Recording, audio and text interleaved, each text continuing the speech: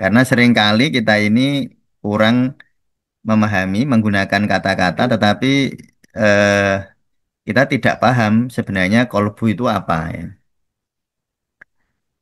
Kolbu itu adalah perasaan itu muncul karena adanya persepsi.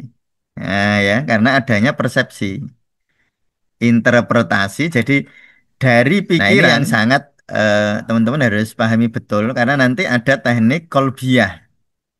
Menyelesaikan masalah itu bukan masalahnya yang diselesaikan, tapi kolbunya yang dalam bawah diselesaikan. Sadarnya. Nah, ini nanti yang terjadinya kerumitan-kerumitan di dalam proses terapeutik ya. Dalam praktisi tasawuf itu karena ada hal-hal yang berada di dalam alamul batin. Alamul batin itu kalau bahasa tidak sekarang itu bawah sadar, kurang dalam menghayati apa namanya teknik-teknik yang diajarkan. Tapi kalau teman-teman sadar betul tentang keterhubungan ini, jadi waktu teman-teman nanti latihan ruhul hissi, riadoh lukur ruhul hissi, melatih jadi praktikum tentang ruhul hissi, teman-teman menyadari bisa sadar betul memang ini sangat sangat fungsional dan penting gitu. Sehingga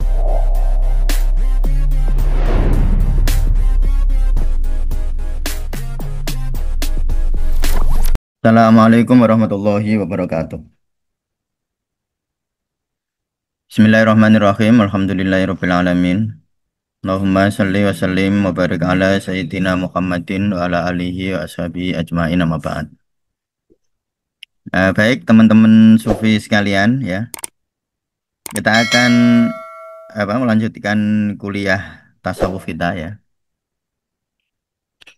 Kita akan membahas tentang fisiologi sufi ya. Ini adalah dasar-dasar atau pemahaman dasar menuju metode sufistik. Jadi nanti teknik-teknik kesufian baru kita pahami jika kita benar-benar memahami fisiologi sufi ini ya. Jadi saya harap teman-teman untuk mengikutinya dengan baik ya. Nah, mungkin ini teoritik tetapi teori yang menjadi dasar bagi praktek kita ya. Sehingga saya harapkan teman-teman untuk mengikutinya dengan baik ya. Jadi fisiologi sufi adalah pola apa namanya ya, kalau dalam dunia kedokteran itu fisiologi itu cara kerja. Nah, kalau fisiologi itu cara kerja yang normal, lalu ada patologi ya. Kalau patologi itu cara kerja yang tidak normal. Jadi fisiologi itu normal, kalau patologi tidak normal. Nah, kita nanti akan belajar bagaimana fisiologi kesufian itu berlangsung di dalam seluruh aspek kemanusiaan kita ya. Sekali lagi berlangsung di dalam seluruh aspek kesufian kita. Sehingga nanti kita akan bisa memahami metode-metode yang dipakai eh, di dalam tasawuf ya. Metodenya kok dipakai itu dasarnya apa ya. Jadi itu teman-teman perlu memahami fisiologi sufi ini ya. Baik, kita masuk dulu ke fisiologi kolbu ya. Pahami dulu tentang kolbu lah. Kolbu itu sebenarnya apa ya. Kolbu itu sebenarnya apa yang disebut sebagai kolbu? Karena seringkali kita ini kurang memahami menggunakan kata-kata, tetapi eh, kita tidak paham sebenarnya kolbu itu apa ya. Kolbu itu adalah ya, kalau sederhananya itu pikiran dan perasaan ya. Jadi kolbu itu adalah pikiran dan perasaan kita. Nanti kita akan bahas tentang kolbu yang sangat dalam ya. Misalnya, nah ini nanti ada 4 dimensi kolbu ya. Ada 4 dimensi kolbu yang harus teman-teman pahami. Ada soder, ada kolab, ada fuad, ada lub, dan lain sebagainya. Tapi sebelum itu kita bahas dulu ya, dasar-dasarnya dulu ya. Jadi fisiologi kolbu. Kolbu itu adalah ini ya. Jadi teman-teman bisa perhatikan. Sebentar ya. Ini kolbu itu ini ya. Ini kolbu. Kolbu adalah kemampuan diri kita untuk menganalisa, mensintesa, ya namanya ini pikiran ya, kemampuan berpikir. Makanya ini saya sebut kolbu itu pikiran ya dan perasaan ya. Jadi kemampuan kita menganalisa, mensintesa ya, menganalisa itu membagi-bagi. Kalau mensintesa itu menggabungkan. Jadi kalau kita bilang bahwa eh, buah-buahan itu terdiri dari mangga, jeruk, apel, pir, itu namanya kita mensintesa ya. Lalu kalau kita bilang pir, apel, jeruk itu adalah buah-buahan, itu namanya mensintesa. Ini saya ulangi lagi, kalau saya bilang bunga itu macamnya ada bunga mawar, ada bunga melati, ada bunga anggrek, namanya menganalisa. Lalu kalau saya bilang bunga anggrek, bunga melati, bunga mawar itu adalah bunga, nah itu namanya saya mensintesa ya. Jadi menganalisa itu menggabungkan, apa membagi, analis ya, menganalisa. Kalau mensintesa itu menggabungkan. Nah, kalau bu kita itu punya kemampuan berpikir semacam itu ya, menyimpulkan, lalu dari kesimpulan itu akan menimbulkan hipotesa baru. Ya, ini kemampuan dari kolbu kita, yaitu pikiran tadi ya. Jadi ini pikiran. Kemampuan dari kolbu yang pertama adalah berpikirin, yaitu menganalisa dan mensintesa ini pikiran ya. Lalu perasaan ya, perasaan itu adalah emosi yang muncul. Ya, emosi yang muncul. Ya, emosi yang muncul disebut sebagai perasaan. Jadi kolbu itu pikiran dan perasaan. Nah, perasaan itu muncul, perasaan itu muncul karena adanya persepsi. Nah, ya, karena adanya persepsi, interpretasi. Jadi dari pikiran, ya, dari pikiran, dari analisa dan sintesa, nah nanti akan menimbulkan interpretasi. Interpretasi akan menimbulkan persepsi, persepsi akan menimbulkan emosi, gitu ya. Itu adalah kolbu, ya, kinerja dari kolbu, pikiran dan perasaan itu kolbu kita. Nah, ini yang sangat teman-teman harus pahami betul karena nanti ada teknik kolbiah. Menyelesaikan masalah itu bukan masalahnya yang diselesaikan, tapi kolbunya yang diselesaikan. Nah, menyelesaikan dari kolbu itu membahas ini, ya. Nanti kita selesaikan cara menganalisanya, cara mensintesanya, lalu interpretasinya, lalu emosinya. Nah, itu namanya menyelesaikan masalah melalui jalur kolbiyah. Yang kemarin di kuliah kemarin sudah saya sampaikan. Ya, jadi analisa dan sintesa itu pikiran, lalu analisa dan sintesa menghasilkan interpretasi. Nah, misalnya eh, ada orang misalnya melihat jeruk, lalu dia berusaha menganalisa jeruk itu ya. Oh, jeruk itu tak analisa. Dianalisa melalui panca inderanya, dilihat lewat mata. Oh, warnanya sekian begini. Lalu diraba, oh dia keras misalnya atau lunak ya. Lalu dirasakan. Oh, manis. Oh, enggak manis. Lalu setelah setelah dianalisis lalu disintesa. Disintesanya begini. Oh, jeruk ini enak. Nah, itu sintesanya dia. Setelah dapat data-data tadi ya. Oh, jeruk jeruk ini warnanya bagus, warnanya begini nih. Kalau yang pengalaman kan tahu kalau warnanya begini ini begini. Oh, ini rasanya begini. Oh, teksturnya begini dan seterusnya. Namanya mensintesa, mengambil data-data dari satu objek. Lalu dari objek-objek data-data tadi lalu disimpulkan, disintesis. Oh, jeruk ini enak. Oh, jeruk ini apa enggak enak ya. Namanya sintesa. Nah, lalu apa? Di sintesa tadi menghasilkan interpretasi. Jadi hasil dari sintesis itu interpretasi. Oh, jeruk ini enak, diinterpretasikan begitu, dipersepsikan begitu. Nah, karena nanti di sintesa tadi menghasilkan interpretasi persepsi lalu muncul emosi. Nah, emosinya bisa negatif, bisa positif. Misalnya orang yang pengen kecut, misalnya kepengen jeruk kecut, pengen jeruk yang begini, oh ternyata kecut ya, emosinya positif. Kepengen yang jeruk manis, ternyata hasilnya manis ya, emosinya positif kan gitu. Jadi Emosi itu muncul dari interpretasi yang muncul dari pikiran atau dari analisis. Ya, itu ya. Baik. Nah, kolbu, ya, kolbu ini dipengaruhi oleh indera dan dipengaruhi oleh tubuh. Jadi, teman-teman bisa melihat kesaling hubungan ya antara kolbu, indera, dan tubuh atau fisiologi ya atau kinerja tubuh kita. Jadi misalnya begini sederhananya.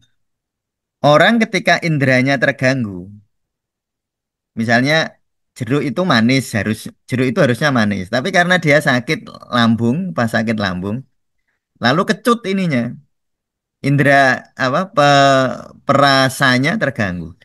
Nanti kan mempengaruhi analisisnya. Jadi kalau inderanya terganggu nanti bisa mempengaruhi analisis gitu. Misalnya tentu teman-teman yang dengan disabilitas netra misalnya tidak apa namanya diberi keistimewaan tidak berfungsinya sistem indera matanya, tentu memiliki analisis yang berbeda. Lalu memiliki sintesis yang berbeda, memiliki interpretasi yang berbeda, memiliki emosi yang berbeda terhadap suatu objek visual gitu ya. Ya itu. Jadi panca indera sangat mempengaruhi tubuh. Nah, sangat mempengaruhi emosi, sangat mempengaruhi pikiran. Jadi sangat mempengaruhi kolbu. Demikian juga tubuh kita. Jadi tubuh kita itu misalnya ada orang hip apa namanya mengalami gangguan insulin misalnya ya. Jadi intoleransi insulin. Jadi misalnya insulinnya tidak berfungsi dengan baik. Nanti akan mempengaruhi cara berpikir. Jadi gampang cemas, jadi gampang takut, jadi gampang marah gitu. Atau sederhananya begini, ketika orang hormon kortisolnya naik, ya hormon kortisolnya naik, nanti akan mempengaruhi cara berpikir. Ketika hormon adrenalinnya naik, akan mempengaruhi cara berpikir. Misalnya ada hormon-hormon kebahagiaan, ada serotonin, ada apa namanya hormon kortisol, ada hormon adrenalin, ada hormon melatonin dan lain sebagainya. Itu ketika fungsi dari hormonnya ini terganggu, kolbunya bisa mengalami disfungsi atau mengalami penurunan fungsi pada saat seseorang itu tubuhnya terganggu. Nah inilah dasar dari eh, praktek holistik tasawuf. Jadi nanti tasawuf itu harus holistik. Holistik itu artinya tasawuf itu harus melibatkan kolbu, indera, dan tubuh. Maka nanti puasa misalnya, orang puasa. Puasa itu mempengaruhi tubuhnya ya. Secara langsung puasa itu kan mempengaruhi tubuh ya. Ya, secara langsung puasa itu mempengaruhi tubuh ini secara langsung. Nanti tubuh ini ketika dipengaruhi, dia akan mempengaruhi kolbu. Makanya orang kalau puasa pikirannya bisa cerdas gitu. Kalau tentu dengan puasa-puasa dengan eh, kriteria-kriteria yang tepat gitu ya. Nah itu dia akan mempengaruhi kolbu. Misalnya ada kenapa orang sholat misalnya kan bergerak ya. Sholat itu kan bergerak, ruko, sujud itu nanti mempengaruhi pikiran dan perasaan. Sehingga disinilah syariat dan hakikat itu nanti bertemu. Jadi kenapa kok syariat itu penting? Karena manusia tidak bisa melepaskan dirinya selama dia masih hidup. Kolbunya akan selalu dipengaruhi oleh tubuhnya. Makanya dalam manajemen sufistik itu nanti manajemennya holistik, manajemennya integral gitu. Bukan bukan manajemen yang sepotong-sepotong. Karena ini mempengaruhi. Indra mempengaruhi kolbu, kolbu mempengaruhi tubuh, tubuh mempengaruhi kolbu, kolbu mempengaruhi indra, indra mempengaruhi tubuh dan lain sebagainya. Ya. Nah, itu nanti akan saling mempengaruhi. Jadi ini panahnya kan saling ini. Jadi panahnya ini saling ya. Bukan panah yang hanya searah tapi dua arah. Jadi ini saling mempengaruhi. Nah, sehingga manajemen kolbu, kalau kita ingin memperbaiki kolbu, tidak bisa mengabaikan syariat, tidak bisa mengabaikan tubuh dan indera. Ini kan syariat. Indera dan tubuh itu kan syariat. Jadi kita tidak bisa mengabaikan, ya, tidak bisa mengabaikan eh, tubuh dan indera kalau kita ingin memperbaiki kolbu. Nah, itu. Nah, jadi dalam tasawuf itu kita tidak hanya fokusnya lalu ke sini. Makanya nanti ada teknik-teknik yang kita ajarkan di program pendidikan Sufiling 200 jam. Bagaimana cara kita memperjernih indera kita.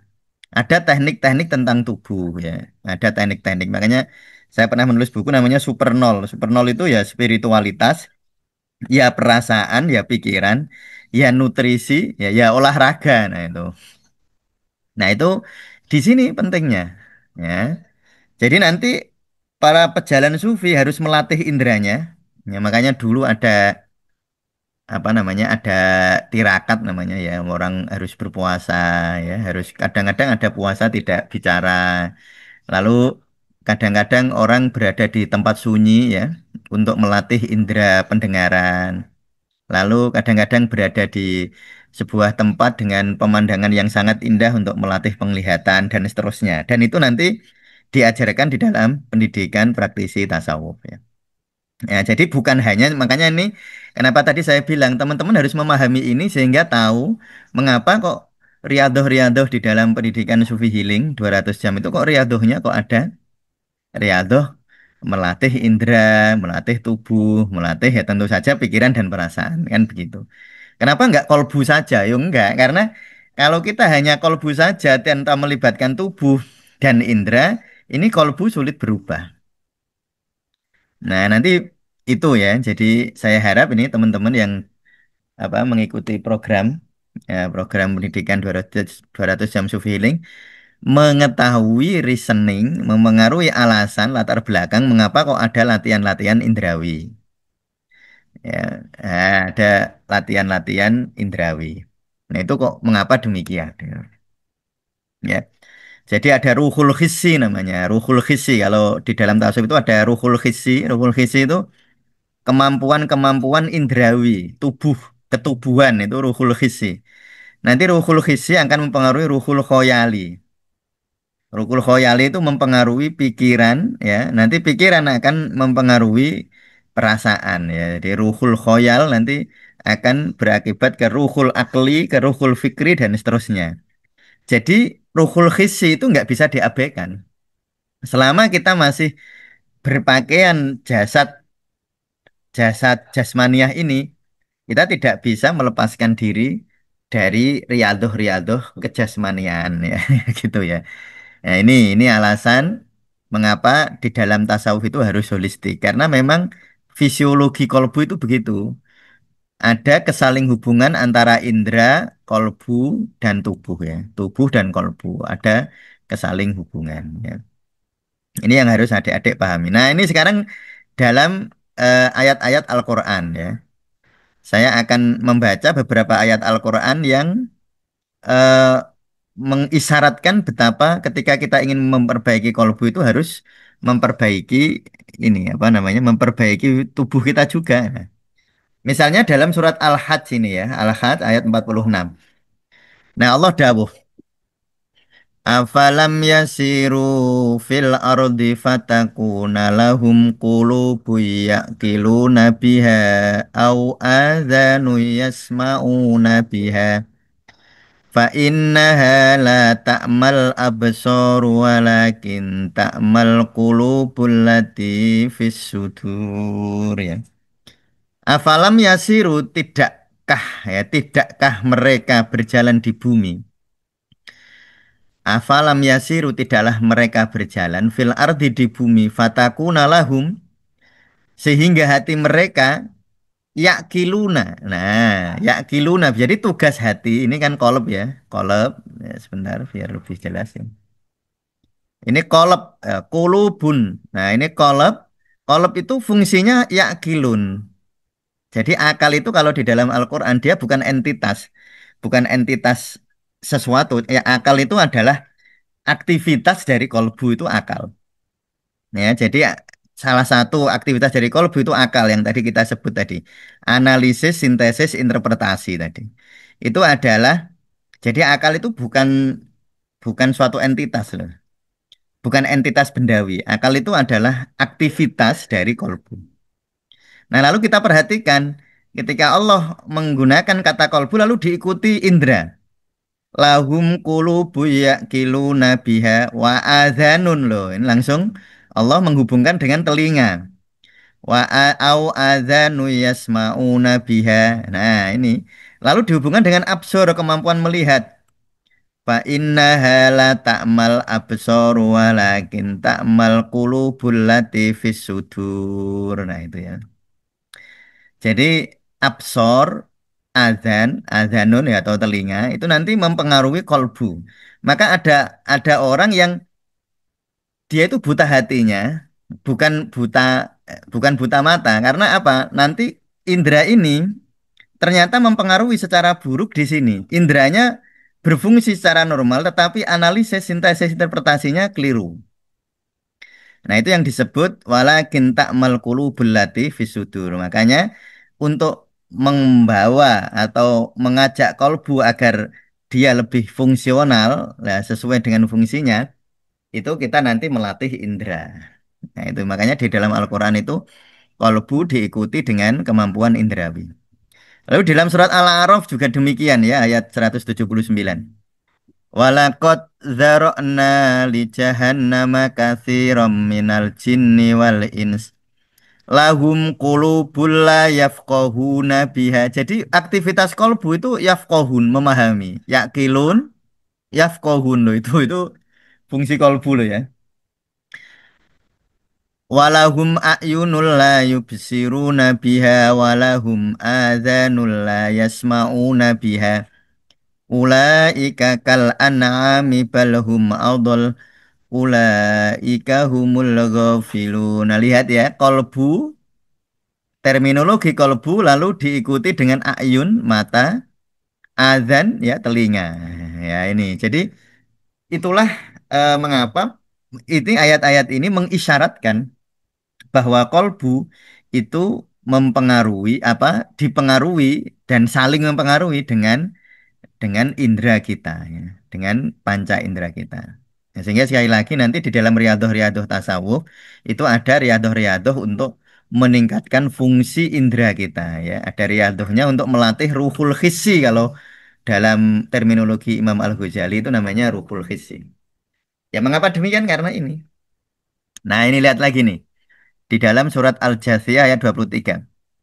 Afara'aita man ittakhadha ilahahu hawahu wa adallahullahu ala ilmi wa khatama ala sam'ihi wa qalbihi wa ja'ala ala basarihi gisawah wa may yahdihi min ba'dillah afala tadhakkarun. Nah, ini ya. Afara'aita man ittakhadha ilahahu hawahu wa adallahu Allahu ala ilmi wa khatama ala sam'ihi. Nah, sam'i ini telinga, wa qalbihi ya, hati, wa ja'ala ala basarihi ya, itu mata. Gisawah wa may yahdihi min ba'dillahi afala tadzakkarun ya itu.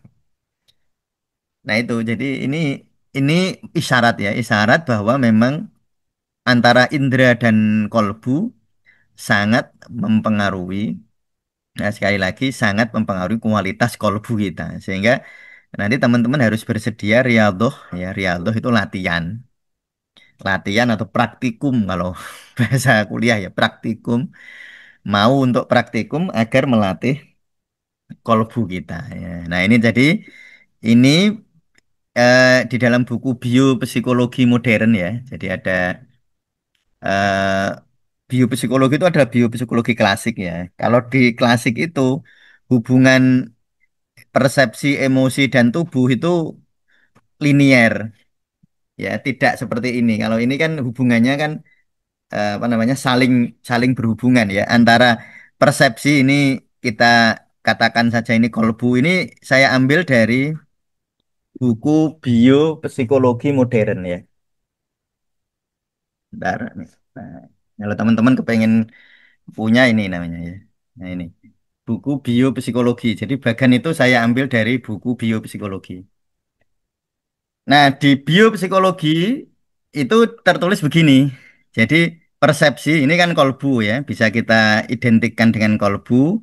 persepsi dan emosi ya, ini kolbu. Lalu tubuh, tubuh itu tadi indera dan fisiologi ya, indera dan fisiologi, sistem kinerja tubuh dan sistem indrawi itu mempengaruhi persepsi dan emosi.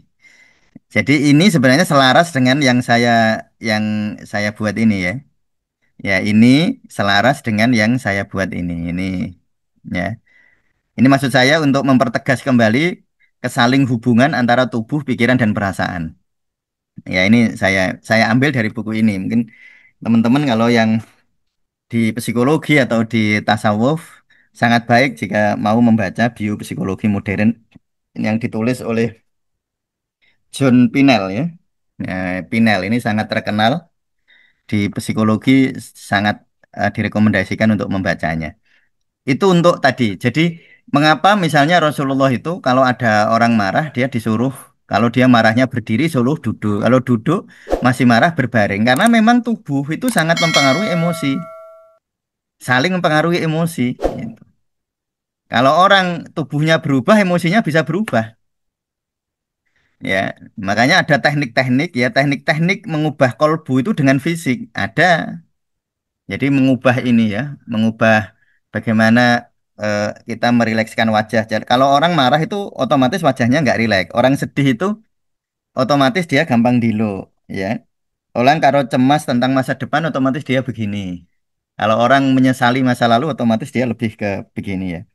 Nah, nanti dengan mengubah wajah, mengubah posisi, itu bisa mengubah emosi. Jadi mengubah cara memandang itu sudah bisa mengubah emosi. Nah, itu untuk apa mempertegas bahwa fisik mempengaruhi emosi.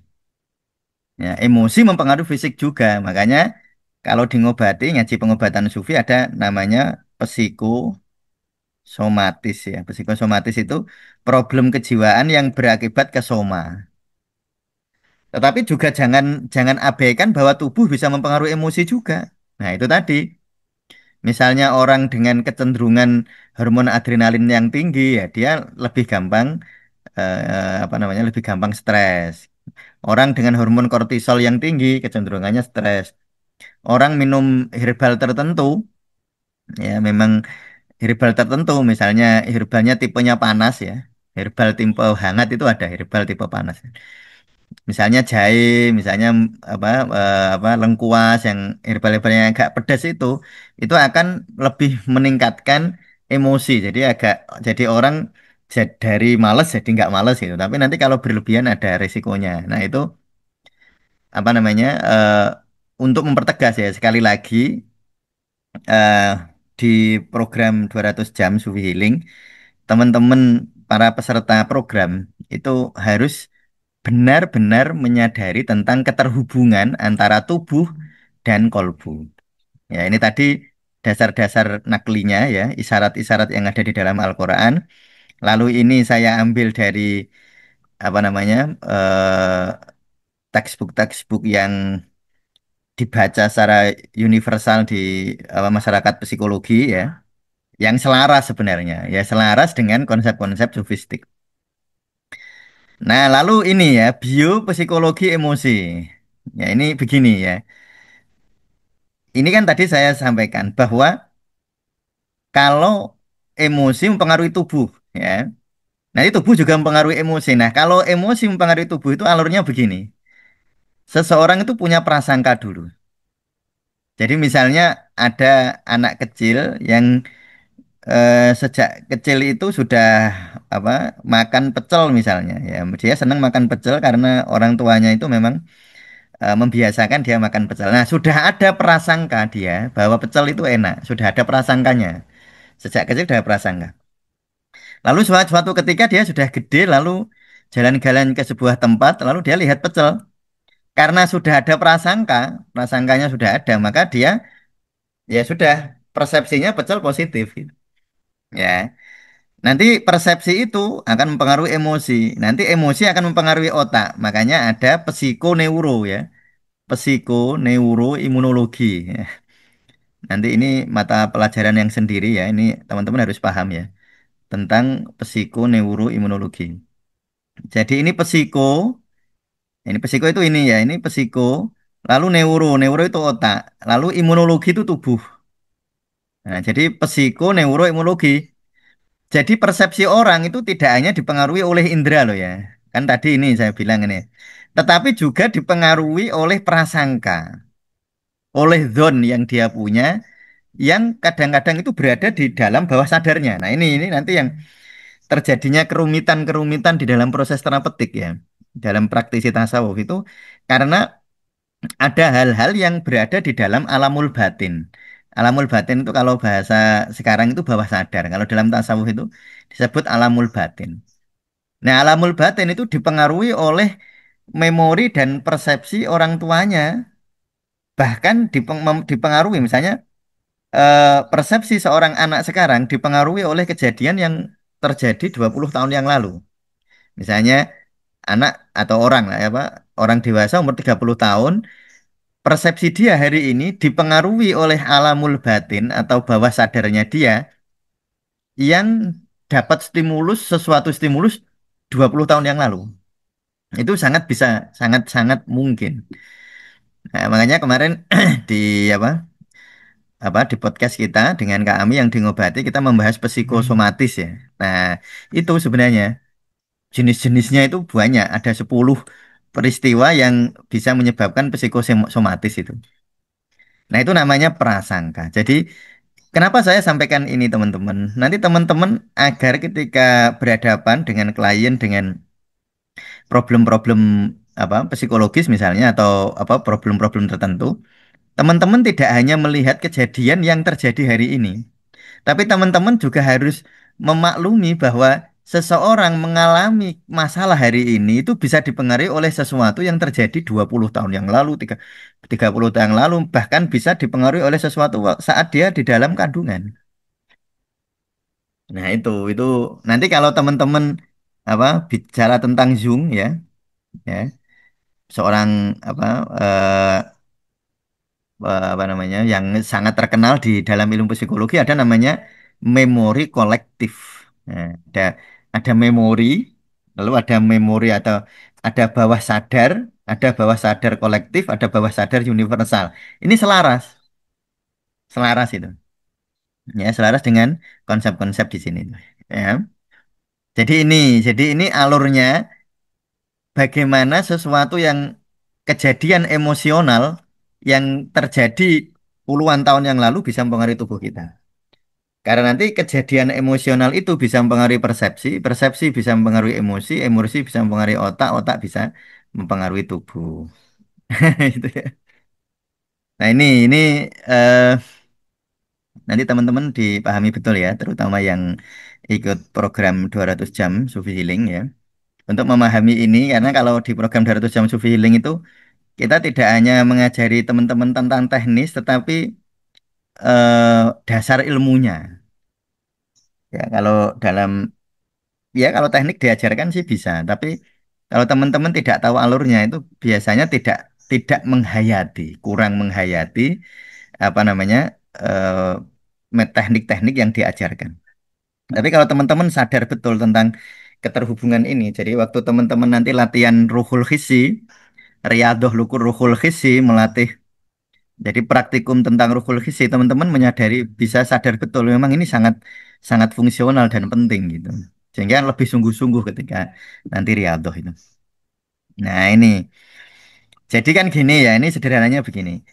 Ada objek datang, ya, misalnya bilang aja pecel ya. Lalu pecel ini dipersepsi, jadilah persepsi satu. Lalu ada objek datang lagi, pecel yang lain. Misalnya objek ini dipersepsi positif. Lalu objek dua positif lagi persepsinya. Nanti ketemu objek tiga positif lagi persepsinya. Nanti semakin positif akhirnya kesimpulan dia pecel jadi makanan favorit. Itu ya. Nah, ini tetapi atau jadi gini ya, persepsi seseorang terhadap objek dua dipengaruhi oleh persepsi satu terhadap objek satu. Jadi persepsi yang lalu mempengaruhi persepsi hari ini akan mempengaruhi persepsi besok akan mempengaruhi persepsi lusa dan seterusnya. Jadi persepsi 4 itu sebenarnya akumulasi dari persepsi 3 tambah persepsi 2 tambah persepsi satu. Misalnya ini negatif, ini jadi positif, ini jadi negatif. Memang misalnya begitu ya. Maka nanti vektornya kalau bahasa matematika ya, apa namanya? Saldonya kalau bahasa ekonomi. Saldonya yang tergantung ini. Jadi misalnya ada dia lihat pecel pertama lihatnya positif ini. Lalu yang kedua, "Oh, kok enak ya pecel itu ya." Nah, itu. Jadi yang satu ini positif asalnya, lalu objek dua datang, awalnya dia mempersepsi positif. Wah sudah sangat yakin enak ini pecel itu. Nah ternyata enggak, ternyata persepsinya negatif ya. Dia kecewa dan nanti di saat lihat objek tiga dia jadi ragu. Jadi nanti persepsi tiga menuju persepsi empat itu adalah akumulasi dari persepsi-persepsi di masa lalu. Jadi maksudnya begini ya teman-teman ya. Jadi ketika teman-teman nanti dirinya teman-teman sendiri atau klien teman-teman mengalami perilaku tertentu karena persepsinya demikian. Teman-teman jangan serta menyalahkan dia karena persepsi dia saat ini bukan hanya disebabkan oleh persepsi hari ini. Itu bisa disebabkan oleh persepsi waktu kecil, persepsi waktu balita ya, persepsi waktu bayi bahkan. Ya, bisa dipengaruhi persepsi waktu dia di TK, di SD, di SMP, di SMA gitu. Jadi misalnya ada anak dia misalnya takut pada matematika gitu. Klien yang takut pada matematika. Teman-teman tidak hanya melihat dia itu matematika hari ini, tetapi mungkin, sangat mungkin persepsi anak ini tentang matematika dipengaruhi oleh persepsi dia waktu SD, waktu SMP, waktu TK. Itu bisa jadi begitu. Nah, sehingga teman-teman bisa melihat lebih komprehensif ya terhadap diri teman-teman sendiri dan juga terhadap apa namanya klien yang sedang teman-teman bantu. Nah, itu ya. Jadi ini benar-benar saya berharap ya intinya adalah teman-teman menyadari keterhubungan ini ya. Jadi kesaling hubungan antara kolbu, indera dan tubuh. Nanti teman-teman sadari betul tentang itu, lalu teman-teman bisa memahami ini ya dalil-dalil naklinya yang diisyaratkan di dalam Al-Qur'anul Karim. Lalu ini hubungan dengan biopsikologi modern selaras ya. Nah, ini jadi sebuah reaksi tubuh perilaku gampangannya ya. Perilaku, misalnya orang itu marah, tangannya memukul. Itu lalu teman-teman salahkan seakan-akan itu hanya kejadian hari ini. Padahal itu adalah akumulasi dari prasangka-prasangka yang dibentuk oleh masa lalu. Nah, ini juga jadi ada persepsi satu, persepsi dua, persepsi tiga, persepsi empat. Persepsi dua dipengaruhi oleh objek dua dan persepsi satu. Persepsi tiga dipengaruhi oleh objek tiga dan persepsi dua. Persepsi empat dipengaruhi oleh objek empat dan persepsi tiga. Nah, jadi ini adalah sebuah rentetan, teman-teman.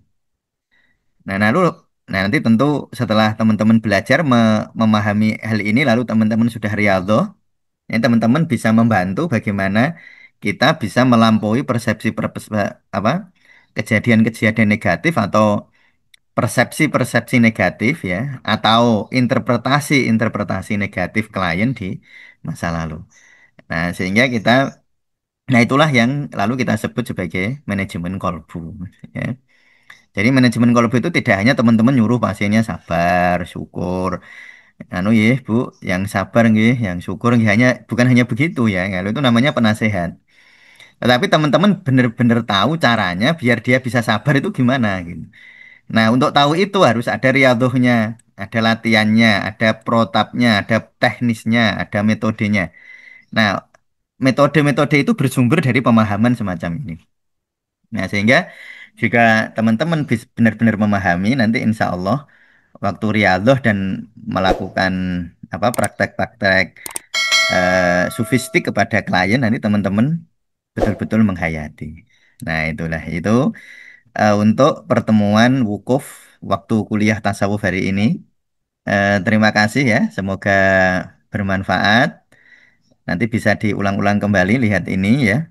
Nanti semoga teman-teman bisa mengambil hikmahnya. Amin ya rabbal alamin. Assalamualaikum warahmatullahi wabarakatuh.